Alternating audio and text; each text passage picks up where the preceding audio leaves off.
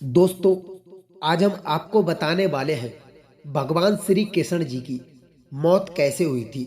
श्री कृष्ण जी भगवान विष्णु के पूर्व अवतार थे। महाभारत के अनुसार श्री कृष्ण जी एक अति बलशाली अलौकिक योद्धा थे।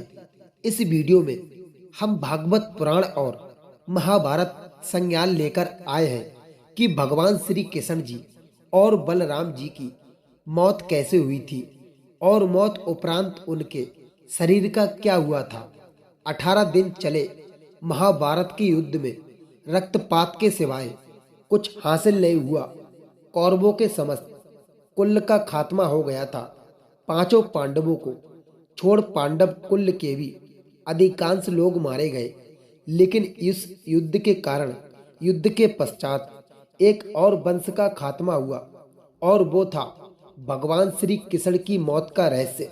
महाभारत युद्ध की समाप्ति के बाद जब युधिष्ठिर का राज तिलक हो रहा था, तब कौरवों की माता गंधारी ने महाभारत युद्ध के लिए श्री कृष्ण दोषी ठहरते हुए श्राप दिया था कि जिस प्रकार कौरवों के वंश का नाश हुआ है, ठीक उसी प्रकार यदु वंश का विनाश होगा।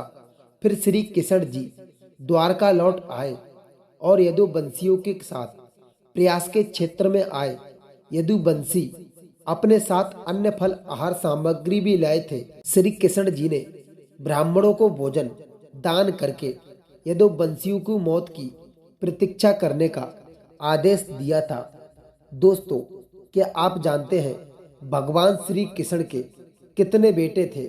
सातकी और कृतवर्मा में विवाद कुछ दिनों बाद महाभारत युद्ध की चर्चा करते हुए सातकी और कृतवर्मा के बीच विवाद हो गया।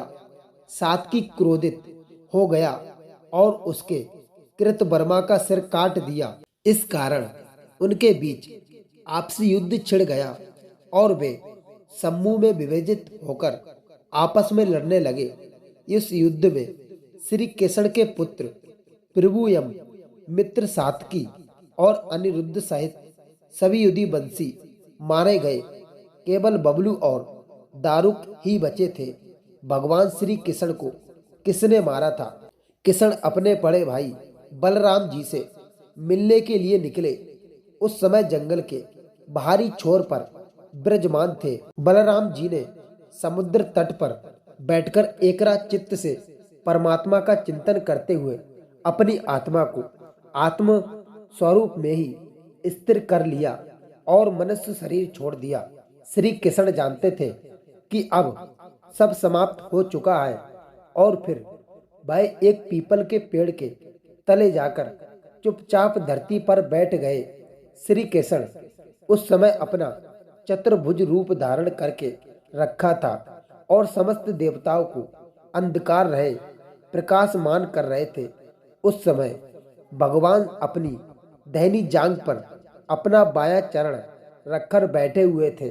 उनका लाल लाल तलवा रक्त कमल के समान चमक रहा था।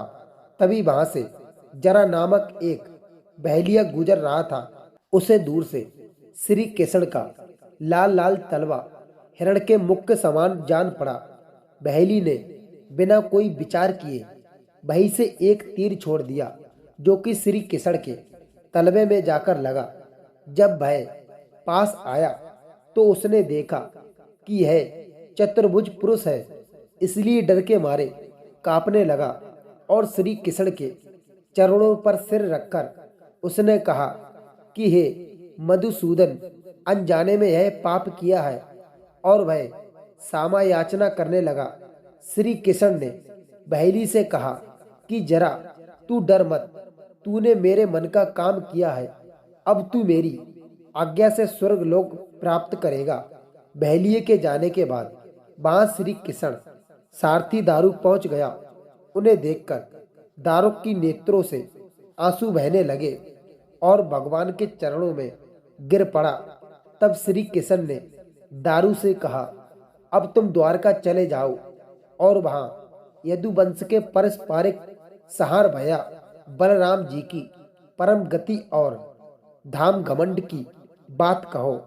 उनसे कहना कि अब तुम लोगों को द्वारका में नहीं रहना चाहिए, क्योंकि यह नगरी अब जलमग्न होने वाली है।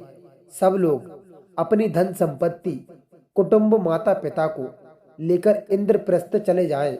यह संदेश लेकर दारुक वहां से चला गया। दारू के चले जाने पर ब्रह्मा जी, पार्वती, लोकपाल, बड़े बड़े ऋषि मुनि, यक्ष, राक्षस, ब्राह्मण आदि सभी आए और उन्होंने श्री कृष्ण की आराधना की।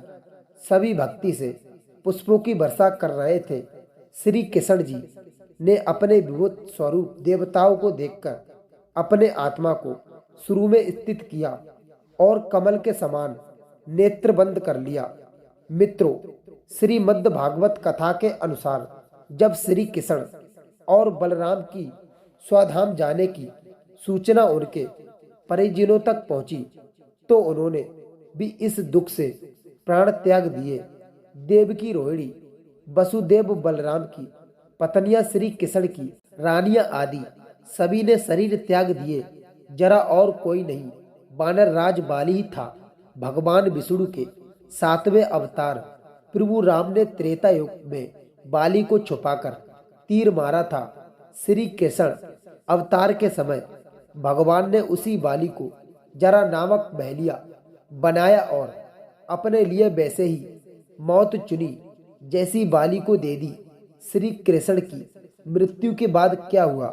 बलराम जी और श्री कृष्ण के मृत्यु के बाद अर्जुन द्वारका पहुंचे थे। वहां पहुंचकर स्वयं मंत्रियों से बोले कि वह वृषण और अंधक वंश के लोगों को अपने साथ इंद्रप्रस्थ ले जाऊंगा, क्योंकि समुद्र अब इस सारे नगर को डुबा देगा। इसके बाद अर्जुन ने यदुवंशी के निमित्त पिंडदान और श्रद्धा आदि संस्कार किए हैं। इन संस्कारों के बाद यदुवंशु के बचे हुए लोगों को लेकर अर्जुन इंद्रप्रस्थ लौट आए। इसके बाद द्वारका समुद्र में डूब गई। श्री कृष्ण के स्वधाम लौटने की सूचना पाकर सभी पांडवों ने स्वर्ग की ओर यात्रा प्रारंभ कर दी। इस यात्रा में ही एक एक करके पांडव भी शरीर का त्याग करते गए। सिर्फ और सिर्फ युधिष्ठिर अकेले व्यक्ति थे जो स्वर्ग पहुंचे थे। अंत में मित्रों, यह था श्री कृष्ण की मौत का रहस्य और श्री कृष्ण सहित पूरा यदुवंश कैसे नष्ट होने का कारण बना। तो दोस्तों, आपको हमारी ये वीडियो कैसी लगी? इस वीडियो के बारे में अपनी राय कमेंट बॉक्स में लिखकर जरूर बताएं। और दोस्तों, इस वीडियो को लाइक कीजिए और अपने दोस्तों के साथ शेयर कीजिए। अगर आपको जानकारी पसंद आई है तो हमारे इस चैनल को सब्सक्राइब जरूर कर लीजिए।